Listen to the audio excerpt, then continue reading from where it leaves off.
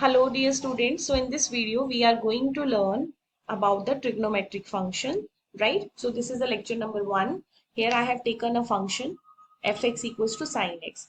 So first of all अगर हम input की बात करें, हमने यहाँ पर x में इनपुट दिया है 0, f ऑफ 0 की वैल्यू आ जाएगी 0, f ऑफ पाई/2 तो यहाँ पे साइन जो 90 है, अगर आप x को पाई/2 पुट करेंगे तो साइन 90 की वैल्यू 1 आ जाएगी।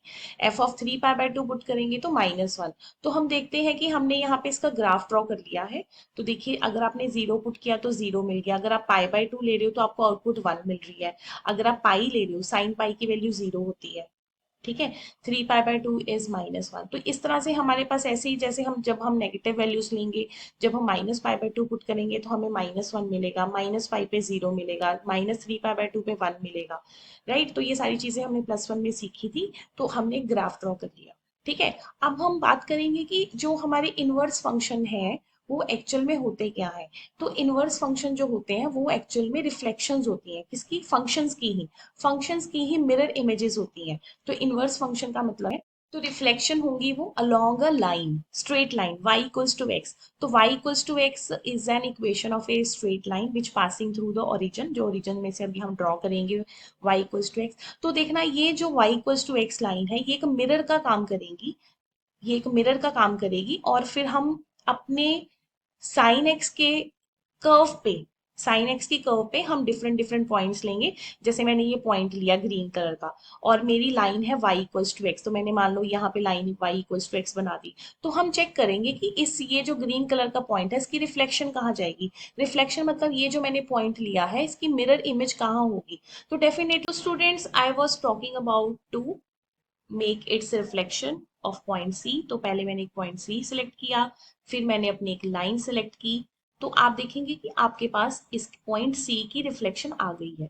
तो देखिए पॉइंट सी की रिफ्लेक्शन क्या होगी, मैं दोबारा से करके दिखा देती हूँ। ये मैंने पहले एक पॉइंट सिलेक्ट किया, फिर मैंने रिफ्लेक्ट लाइन सिलेक्ट की। तो देखिए अब ये सी की रिफ्लेक्शन आपकी सी डैश आ गई, मतलब ये जो लाइन है ना, ये लाइन काम कर रही है मिरर का। तो अब मैंने क्या करना है, मैंने सिर्फ पॉइंट को मूव करवाना है, मैंने इस पॉइंट को क्या करवाना है, मूव।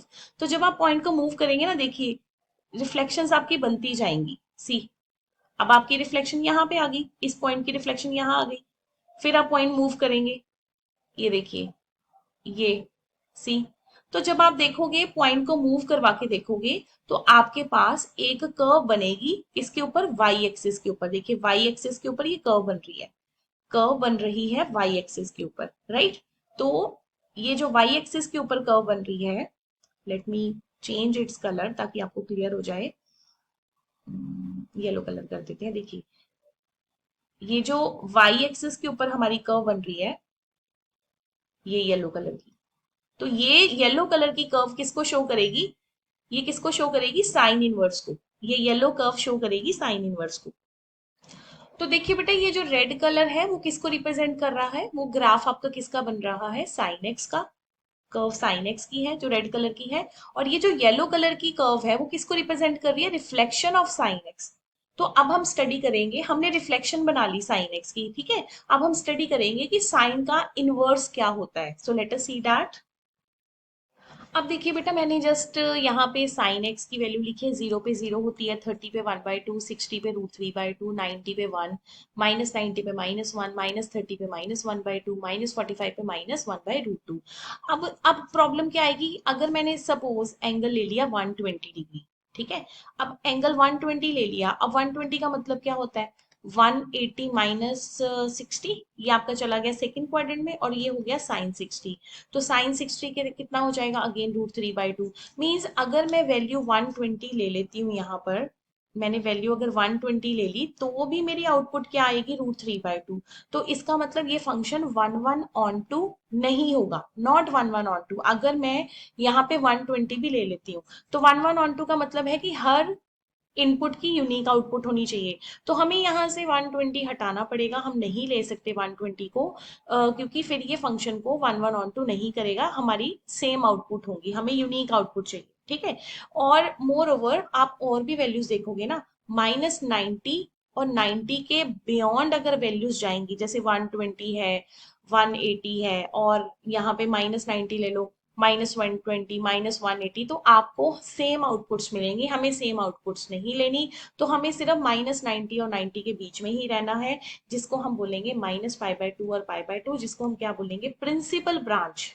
क्या बोलेंगे, प्रिंसिपल ब्रांच। ठीक है, तो प्रिंसिपल ब्रांच का मतलब ये है कि अगर आप -π/2 और π/2 के बीच में आप इनपुट लेते हो, आप डोमेन लेते हो, तो आपको ये फंक्शन क्या हो जाएगा, 1 1 एंड ऑन टू। ठीक है, तो अगर फंक्शन 1 1 ऑन टू है, तो हमारे पास क्या हो जाएगा, इसका इनवर्स एग्जिस्ट करेगा। तो हम यहाँ पे लिखेंगे if function is 1 1 onto, its inverse exist, its inverse exist, अगर फंक्शन 1 1 ऑन टू है।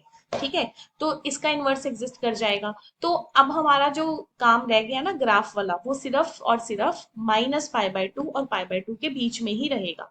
तो देखिए, हमारा जो ग्राफ वाला काम रह गया है, वो सिर्फ ये रह गया, -π/2 और π/2, बस इतनी सी कर्व बनेगी बेटा, ये ऑरेंज कलर की, जो कि हमें कौन सा फंक्शन देगी, साइन इनवर्स, जो कि हमें कौन सा फंक्शन देगी, साइन इनवर्स। तो अब अगर आप यहाँ पे साइन इनवर्स का ग्राफ भी ड्रॉ करेंगे ना, तो आपको वो ग्राफ इस तरह का दिखाई देगा। देखते हैं अभी। तो देखिए, ये मैं इनपुट दे रही हूँ, साइन, मैंने साइन नहीं लेना, सॉरी, मैंने इनवर्स लेना है। इसको बैक करते हैं, हमें लेना है साइन इनवर्स। ये देखो साइन इनवर्स, और इधर से मैंने इनपुट दिया एक्स। तो देखो बस बेटा इतनी सी ग्राफ बनेगी, -π/2 से लेके π/2। साइन इनवर्स का ग्राफ इतना सा ही बनता है। ये क्यों बनता है, क्योंकि इतने से ग्राफ में ये फंक्शन आपका 1 1 एंड ऑन टू है। दूसरा मेथड 1 1 ऑन टू को चेक करने का क्या है, कि अगर आप कोई भी हॉरिजॉन्टल टेस्ट करते हो, कोई भी हॉरिजॉन्टल लाइन ड्रॉ करते हो, अगर वो एक ही पॉइंट पे इंटरसेक्ट करती है, तब भी फंक्शन हमारा 1 1 ऑन टू होता है, 1 1 ऑन टू। ठीक है, अगर कोई भी कर्व को पे आप हॉरिजॉन्टल टेस्ट करते हो, तब भी वो फंक्शन क्या होता है, 1 1 ऑन टू। अब देखो, अब सपोज मैंने साइन एक्स लिया, इसको हम डिलीट करते हैं। सपोज मैंने साइन एक्स लिया फंक्शन, ये देखो, अब इस साइन एक्स पे जब मैं यहाँ पे हॉरिजॉन्टल टेस्ट करूंगी ना, तो वो 1 1 ऑन टू नहीं होगा। ये देखो मैंने कर लिया हॉरिजॉन्टल टेस्ट, तो ये 1 1 ऑन टू नहीं है, नहीं है ना, क्योंकि दो पॉइंट्स पे इंटरसेक्ट कर गया। तो हॉरिजॉन्टल टेस्ट में क्या होगा, कि अगर 1 1 ऑन टू है, तो वो सिर्फ और सिर्फ एक ही पॉइंट पे इंटरसेक्ट करेगा। अब दूसरी चीज, अगर हम सिर्फ इतना सा पोर्शन लेते हैं, मैं कलर चेंज कर दूं 1 मिनट। अगर हम सिर्फ इतना सा पोर्शन लेते हैं, देखो सिर्फ -π/2 से लेके π/2, तो अब अगर कोई भी आप लाइन ड्रॉ करोगे ना, ये देखो मैं कोई भी लाइन ड्रॉ कर लो, हॉरिजॉन्टल लाइन सिर्फ एक ही पॉइंट पे इंटरसेक्ट करेगी। तो इसीलिए हम अपना साइन इनवर्स को कि जो हमारा ब्रांच है वो कितनी होगी, branch of sine inverse will be -π/2 to π/2। तो अब देखो, अब हम डोमेन रेंज डिस्कस कर रहे हैं किसकी, साइन एक्स की। तो साइन एक्स की डोमेन क्या होगी, ऑल रियल नंबर्स, और रेंज क्या होगी, -1 to 1। तो रेंज देखो, आपको मैं ग्राफ पे भी दिखा देती हूँ कि रेंज का मतलब होता है वाई एक्सिस। तो वाई एक्सिस बेटा सिर्फ और सिर्फ इतना ही कवर हो रहा है, ये देखिए, वाई एक्सिस सिर्फ इतना ही कवर हो रहा है, मतलब 1 से लेके -1 तक, हर वैल्यू पे 1 से लेके, जो आपकी आउटपुट है वो -1 तक, इधर भी 1 से लेके -1 तक। तो आपकी जो रेंज है वो -1 से 1 तक ही रहेगी। और अगर हम इसी का इनवर्स फंक्शन बनाते हैं, इनवर्स का फंक्शन मतलब कि हम क्या ले रहे हैं, साइन इनवर्स एक्स।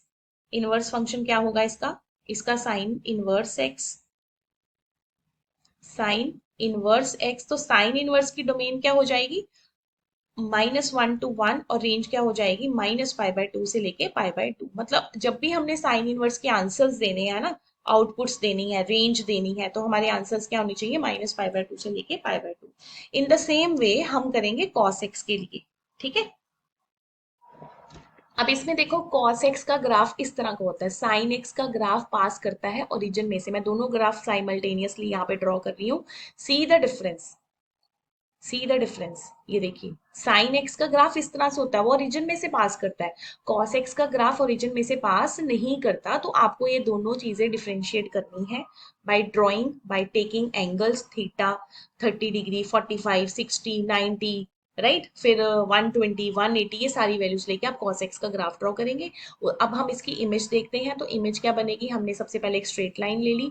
अब हम इसमें से एक स्ट्रेट लाइन को सिलेक्ट करेंगे। वेट अ मिनट, हम इसमें से एक स्ट्रेट लाइन सिलेक्ट कर लेते हैं।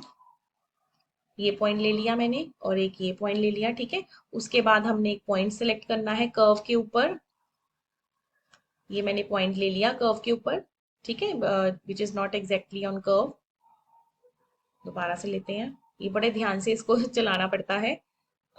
छोटी सी भी अगर गलती हो जाती है तो वो रिफ्लेक्शंस हमारी नहीं बनती, ठीक है। तो ये हमने पॉइंट ले लिया, तो अब हम इस पॉइंट की रिफ्लेक्शन देखेंगे। तो रिफ्लेक्शन चेक करने के लिए हम reflection about line, wait a minute.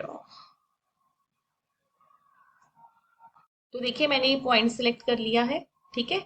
अब मैं इसकी रिफ्लेक्शन चेक करूंगी अबाउट द लाइन। तो रिफ्लेक्शन आप देखिए थोड़ा जूम हो गया, ये रिफ्लेक्शन इसकी नीचे चली गई है। ये देखिए कलर इसका चेंज कर देते हैं ताकि आपको क्लियर हो जाए।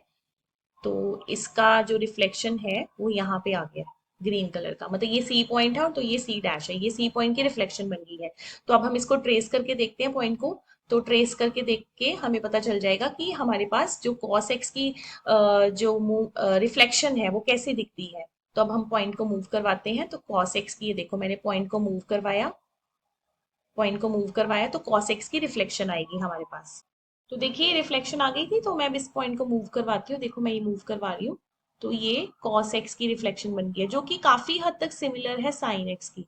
लेकिन आपको डिफरेंस समझना होगा कि जो sin x की रिफ्लेक्शन है वो ओरिजिन से पास करती है, cos x की रिफ्लेक्शन भी ओरिजिन से पास नहीं कर रही, जैसे cos x पास नहीं कर रहा, ठीक है। तो ये ग्रीन कलर की आपकी रिफ्लेक्शन होगी cos x की। तो अब हमें इसकी वो देखनी पड़ेगी, ब्रांच देखनी पड़ेगी कि हमें कौन सी लेनी है, कहाँ पे हमारा function one one onto होगा।